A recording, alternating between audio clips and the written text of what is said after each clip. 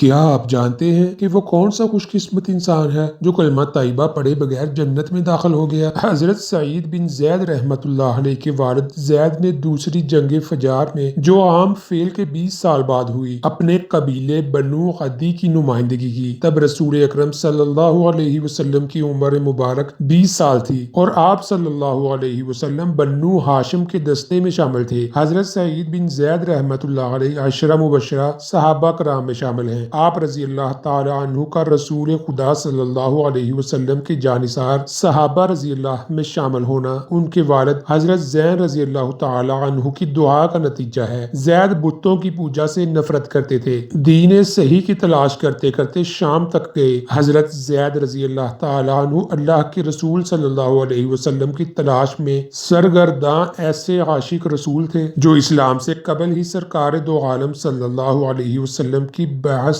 کی خاطر ظلم برداشت کرتے رہے لیکن دین ابراہیمی پر قائم رہے۔ حضرت زید رضی اللہ تعالی عنہ ایک خوش قسمت شخصیت تھے جو کلمہ طیبہ پڑھے بغیر جنت میں داخل کر دیے گئے۔ ورقہ بن نوفل وحی ماہر انجیل تھے جنہوں نے حضور اکرم صلی اللہ علیہ وسلم پر پہلی وحی نازل ہونے کے بعد آپ صلی اللہ علیہ وسلم کے نبی ہونے سے عشق کے متعلق نشانیوں کا تذکرہ آپ صلی اللہ علیہ وسلم سے کیا تھا۔ ورقہ بن نوفل سے متعلق تاریخ کی کتابوں میں آتا ہے کہ آپ ام المؤمنین حضرت خدیجہ الکبریٰ رضی اللہ تعالی عنہا کے رشتہ دار بھی تھے۔ حضرت زید رضی اللہ تعالی عنہ کے ساتھ ورقہ بن نوفل بھی تھے جنہوں نے پہلے مذہب یہود اختیار کیا پھر نصرانی بن گئے لیکن زید کو یہود و نصارہ کا دین پسند نہ آیا۔ حضرت زید رضی اللہ تعالی عنہ کا کہا کرتے تھے کہ اگر قریش کو مشرک قرار دیا جاتا ہے تو شرک کا ارتکاب کرنے میں یہود و نصارہ بھی کم نہیں۔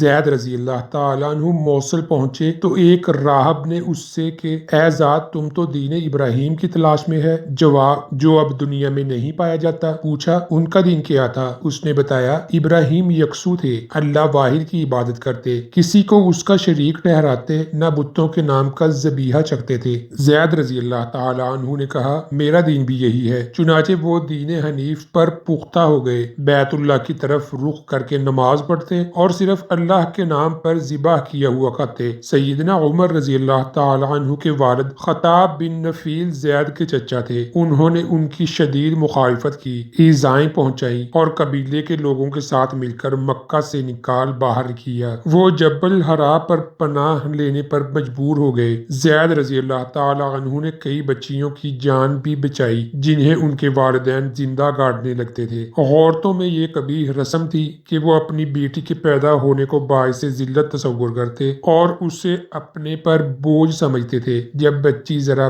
بڑی ہوتی تو زید رضی اللہ تعالیٰ عنہ اسے لے جاتے، اس کا تمام خرچہ اٹھاتے اور اس کے والد سے کہتے تم کہو گے تو اسے لوٹا دوں گا یا اس کی کفالت کرتا رہوں گا۔ زید رضی اللہ تعالیٰ عنہ آخری دم تک اولاد اسماعیل میں آنے والے نبی آخر الزمان صلی اللہ علیہ وسلم کی انتظار میں رہے۔ واقدی کا کہنا ہے کہ زید طبعی موت مرے اور جبل حرا کے دامن میں دفن ہوئے، جبکہ بشام بن عروہ رضی اللہ تعالی عنہ کی روایت کے مطابق آن حضور صلی اللہ علیہ وسلم کی بعثت کے وقت وہ شام میں تھے اور آپ صلی اللہ علیہ وسلم کی آمد کی خبر سن کر مکہ آ رہے تھے کہ میفع بلقان کے لوگوں نے انہیں قتل کر دیا۔ زید نے عامر بن ربیعہ سے کہا تھا میری وفات کے بعد تم آخری رسول صلی اللہ علیہ وسلم کا زمانہ پاؤ تو انہیں میرا سلام کہنا۔ جب نبی امی صلی اللہ علیہ وسلم مبعوث ہوئے اور عامر نے اسلام قبول کیا تو آپ صلی اللہ علیہ وسلم کو ان کی یہ وصیت سنائی۔ آپ صلی اللہ علیہ وسلم نے زید رضی اللہ تعالی عنہ کے سلام کا جواب دیا، ان کے لیے دعائے مغفرت کی اور فرمایا میں ان کو جنت میں خوشی سے چلتے پھرتے دیکھ رہا ہوں۔ حضرت سعید بن زید رضی اللہ تعالی عنہ اور حضرت عمر بن خطاب رضی اللہ تعالی عنہ نے نبی صلی اللہ علیہ وسلم سے زید کے لیے دعائے مغفرت کرنے کے بارے میں استفسار کیا تو آپ صلی اللہ علیہ وسلم نے اجازت دیتے ہوئے ارشاد فرمایا زید رضی اللہ تعالیٰ عنہ روز قیامت ایک امتی کی حیثیت سے اٹھائے جائیں گے۔ سعید کی والدہ نے بعثت نبوی کا زمانہ پایا